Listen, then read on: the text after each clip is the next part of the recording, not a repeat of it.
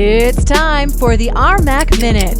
The Rocky Mountain Athletic Conference. A look ahead to this weekend's action in the Rocky Mountain Athletic Conference. Ice cold Rocky Mountain Athletic Conference. Now, here's your host, Connor Putman.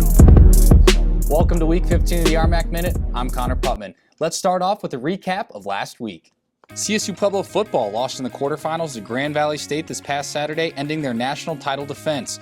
Cameron McDonald finishes the season with 2,235 yards rushing and 24 touchdowns. That's the second best rushing mark in conference history. In volleyball, Colorado Mesa and Colorado Mines made it to the second round of the NCAA volleyball tournament, where they both lost heartbreakers in the fifth set. This means that the fall sports season is officially over, but we are already into our second week of conference play in basketball. MSU Denver and UCCS travel out west to face Colorado Mesa and Westminster on Friday and Saturday.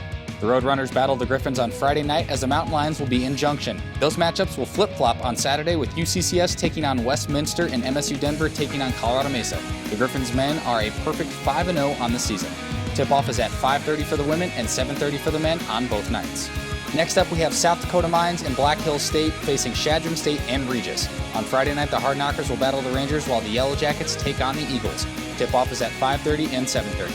Saturday night, the matchups will switch again, with Black Hills facing Regis at 3 and 5 p.m. and South Dakota Mines facing Chadron State at 5:30 and 7:30. Western State and CSU Pueblo travel to New Mexico to take on Western New Mexico and New Mexico Highlands. Western State is up first on Friday against Highlands with a 5 p.m. and 7 p.m. tip-off, and CSU Pueblo is in Silver City against the Mustangs at 5:30 and 7:30.